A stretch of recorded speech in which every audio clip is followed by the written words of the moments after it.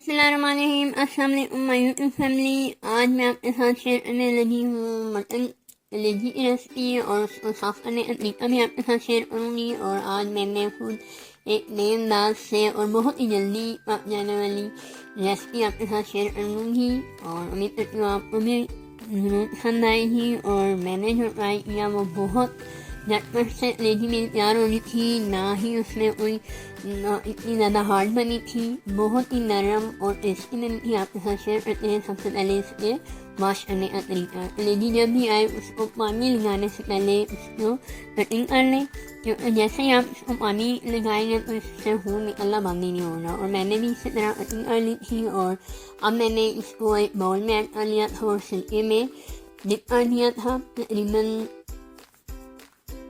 20 से 25 मिनट के लिए। और इसमें मैंने नमक ऐड करके अच्छी तरह मिक्स करके रख लिया था। और उसके बाद जैसे ही कलर चेंज हो जाता है कलेजी का, तो आप समझें कि आपकी कलेजी अच्छे से वॉश हो चुकी है और इसको आपने दोबारा से सिरके वाले पानी से निकाल के 1-2 दफ़ा वॉश करना। ये देखिए मेरा कलर कलेजी इतना चेंज हो गया और अब मैं इसको अच्छी तरह से दोबारा वॉश करूँगी और उसके बाद हम इसको पकाना शुरू कर देंगे।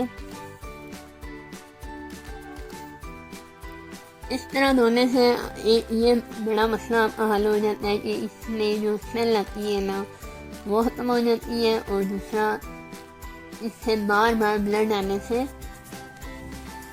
वो भी ख़त्म हो जाता है।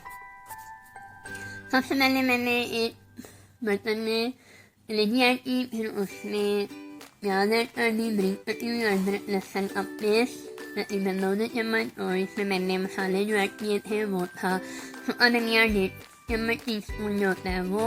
और इसमें मैंने ऐड की थी कश्मीरी लाल मिर्च 1/2 टी-स्पून और रेड चिली वो मैंने ऐड की थी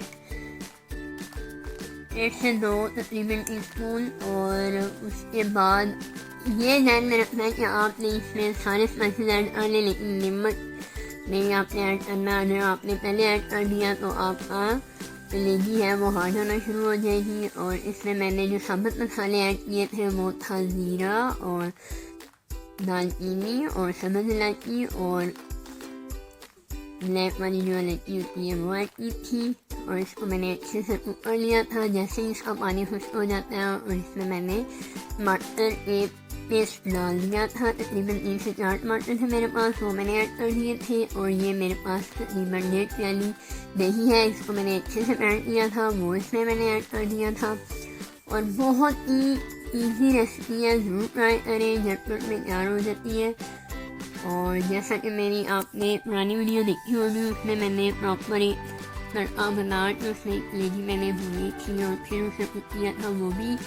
वो भी एक अच्छा तरीका है, लेकिन ये तो मुझे बहुत ईजी लगा। जब देखिए आपकी कलेजी तकरीबन तैयार है तब आप उसमें नमक ऐड कर दें अपने टेस्ट के मुताबिक। और ये देखिए जी माशाल्लाह से हमारी कलेजी रेडी है। आपने जितना ग्रेवी बनाना है बना सकते हैं।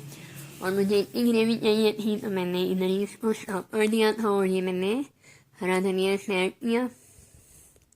इसमें आप 1 अदद बादियान का फूल भी ऐड करें ताकि इससे मज़ीद अच्छी खुशबू आए।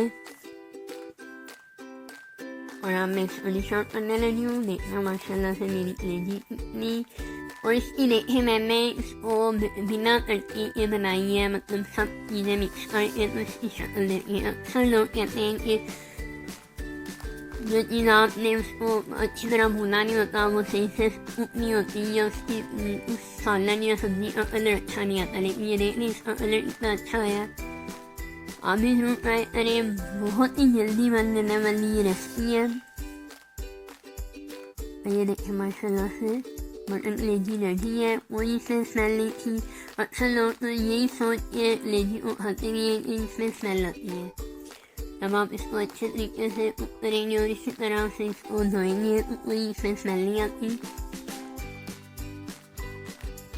मैं खुद नहीं खाती थी, लेकिन जब से खुद बनाना शुरू किया तो मुझे अब पता है कि इसकी स्मेल कैसे जाएगी और कैसे इसको पकाना है। तो मैं ज़रूर ट्राई करती हूँ और वो चीज़ आप आसानी से खा सकते हैं। बजाय इसके इस चीज़ को बिल्कुल ही नहीं आपने ट्राई करना।